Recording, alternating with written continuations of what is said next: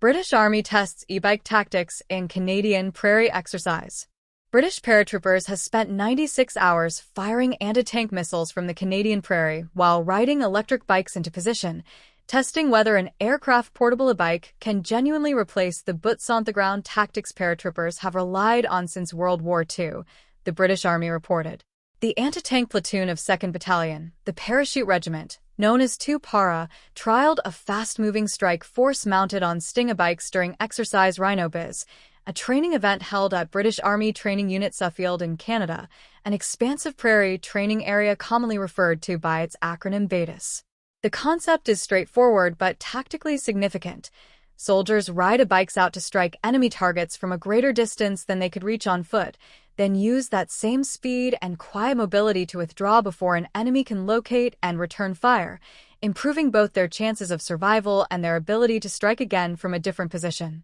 During a 96-hour simulated battle, drones and electronic warfare sensors scanned the vast BATUS plains to locate targets for the platoon, which moved in 4 soldier teams on bikes, supported by a quad bike and trailer hauling missiles and batteries. The troops fired Javelin missiles, the U.S.-made FGM-148 anti-tank weapon that has been in service since 1996 and seen combat in conflicts including Afghanistan and Iraq, to destroy armored vehicles, while also employing anti-structures munitions to blast through walls and clear a path for Canadian infantry assaulting a simulated village, and providing supporting fire from grenade machine guns that quad bikes moved into firing position. Color Sergeant Sean Nichols, the Anti-Tank Platoon's second-in-command, explained why swapping traditional foot movement for bikes has fundamentally changed how far and how fast the unit can operate on the battlefield. What bikes give us is maneuverability and survivability, growing the area that we can engage the enemy in, Nichols said.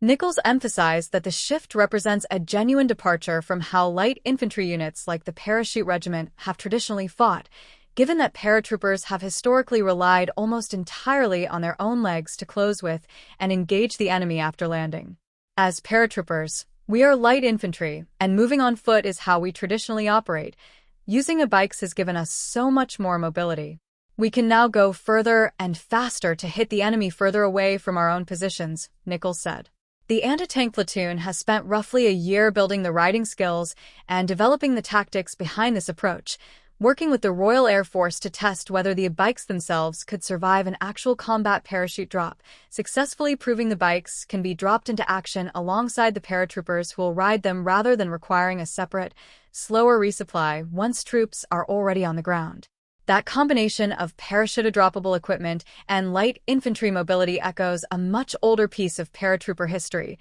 since British airborne forces first experimented with small folding motorcycles called well bikes during Operation Market Garden in 1944, giving today's bike trials a lineage that stretches back to the earliest days of British airborne warfare, even though the underlying technology has changed completely. Nichols framed the broader effort as part of a deliberate culture within the regiment that pushes soldiers to keep adapting rather than settling into familiar tactics. We're trailblazing the use of bikes for the Army, and the guys are keen to learn new skills and develop how we fight. Paratroopers have a real innovative spirit. We want to be the best soldiers, and we know we must change how we operate to keep that edge, Nichols said. Exercise Rhino Bizz brought together roughly 350 British and Canadian troops over a 2-week training period, with 16 Air Assault Brigade, 2 Paras parent formation, joining Canadian forces to test what the British Army calls the recce-strike concept, a doctrine that fuses reconnaissance, surveillance, and strike capabilities into a single artificial intelligence-enabled network designed to identify and destroy enemy targets faster and from greater distances than traditional methods allow.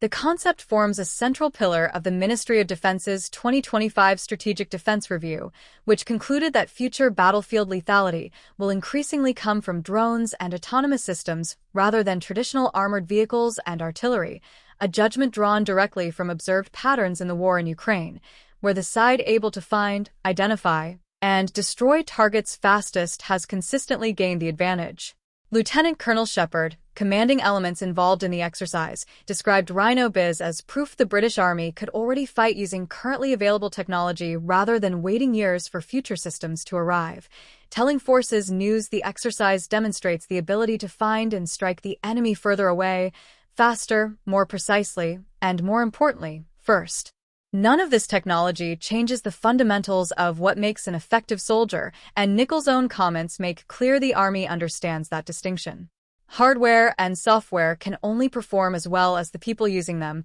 and the paratroopers pedaling across the Canadian prairie this month were not simply testing a piece of equipment. They were testing whether an entire unit's tactical instincts could adapt fast enough to keep pace with a battlefield that increasingly rewards speed, distance, and the ability to disappear the moment a shot has been fired.